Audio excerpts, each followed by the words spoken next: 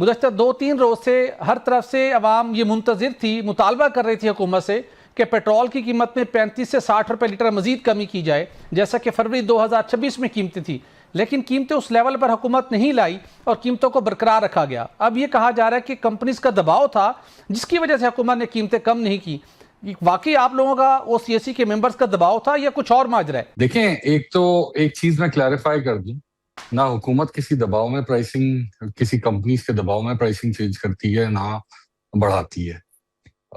जो थोड़ा सा बैकग्राउंड मैं आपको दे दूं कि जो ओसीएसी ने ये खत लिखा था और उसके बाद मीटिंग हुई मिनिस्टर साहब के साथ और सेक्रेटरी साहब के साथ और बाकी जो मिनिस्ट्री ऑफिसर्स थे उनके साथ हुई, उसमें सिर्फ एक इशू रेस किया गया था। देखिए, इन्वेंट्री लॉस, इन्वेंट्री गेन जो कि बातें होती हैं, ये part and parcel of the business है। ठीक, जो ऑयल कंपनीज हैं उनको ये पता है कि इस बिजनेस में इन्वेंट्री लॉस भी होना है, इन्वेंट्री गेन भी होना है। आपको याद होगा, शायद मैं आपके प्रोग्राम में ये बात कर चुका हूँ पहले भी, जिस वक्त प्राइसेस बढ़ी थी उस वक्त ये कहा गया था कि जी इन्वेंट्री गेन्स आए हैं बहुत। जी बिल्कुल। जिसके ऊपर मैंने कहा था ये इन्वेंट्री गेन्स जैसे आए हैं वैसे ही निकल भी एग्जैक्टली, वैसे ही ये जो है वो इन्वेंट्री लॉस में कन्वर्ट हो जाएंगे।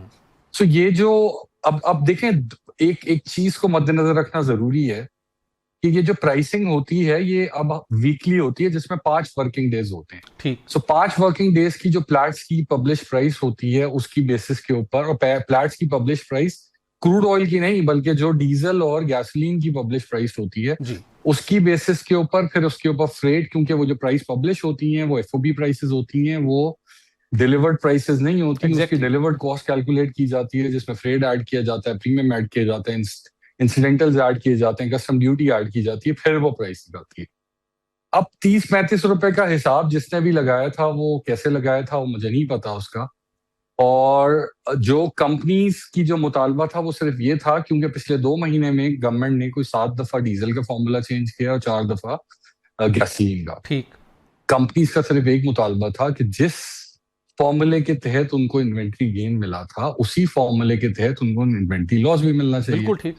अब इन्वेंट्री लॉस के जिस वक्त आ रहा है या प्राइसेस जिस वक्त कम करनी है उस वक्त आप फॉर्मूला चेंज कर दें, और एक दफा नहीं कई दफा कर दें, तो खास तौर पे उनको ज्यादा नुकसान होता है जो एक तो इंपोर्ट कर रहे होते हैं, दूसरा अनसर्टेनिटी हो जाती है इन्वेस्टर्स के लिए भी कि हम किस मॉडल पे काम करें। आप जब इंडस्ट्री लगाते हैं या आप जब इन्वेस्टमेंट करते हैं तो आपको प्रोडक्ट की प्राइसिंग की एक विजिबिलिटी दी जाती है कि ये फॉर्मूला होगा जिसके तहत आप अपनी प्रोडक्ट बेच सकेंगे। बिल्कुल। अगर वो इतनी दफा चेंज होगा तो ये कैसे सस्टेनेबल मॉडल होगा। सो अभी ये जो प्राइस चेंज कल हुआ है जिसके ऊपर काफी नॉइज है कि जी ये ज्यादा होना चाहिए था, ये अगर वैसे प्राइसिंग फॉर्मूले के हिसाब से देखें जो गवर्नमेंट ने चेंज किया था पिछले चंद हफ्तों में, उसी एग्जैक्ट मैकेनिज्म के तहत हुआ है। बल्कि इसमें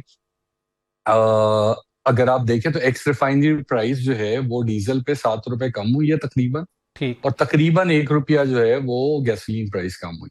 ठीक। अच्छा, लोग जो कमेंट्री कर रहे हैं इसके ऊपर, जो प्राइसेस के ऊपर कमेंट्री कर रहे हैं, वो different published prices of crude की बेसिस के ऊपर उसको कैलकुलेट कर रहे हैं। किसी ने ब्रेंट क्रूड देखा, गूगल किया कि ब्रेंट क्रूड की क्या प्राइस है, तो ब्रेंट क्रूड जहां लिखा हुआ होता है वो ब्रेंट क्रूड नहीं होता, वो एक पेपर ट्रेडिंग का एक जो है सिंबल है ब्रेंट क्रूड।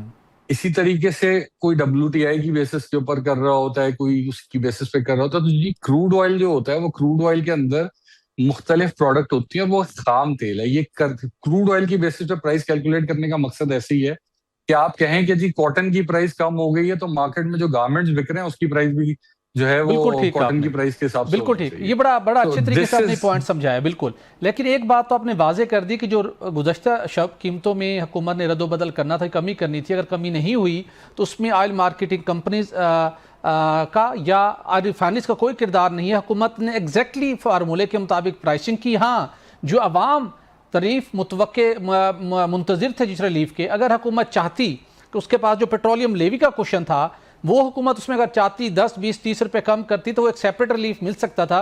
लेकिन प्राइसिंग के मुताबिक एग्जैक्ट यही फिगर से जो भी आपने कोट किए। जी बिल्कुल। देखें, रिफाइनरी प्राइस तो मैं आपको बता रहा हूँ ना 7 रुपए कम हुई है।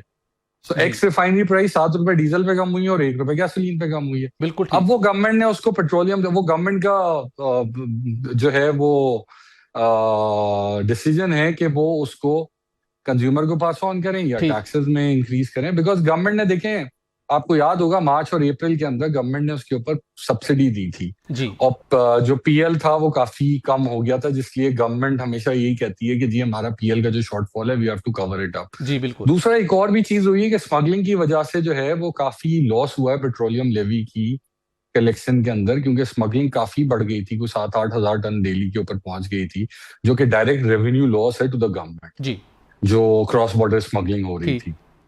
सो जो कंपनीज के ऊपर ये बात करना और कंपनीज के ऊपर डालना आई थिंक मुनासिब नहीं होगा। देखिए ठीक। कंपनीज ने यहाँ पे बिलियंस ऑफ डॉलर्स की इन्वेस्टमेंट की हुई है। बिल्कुल ठीक।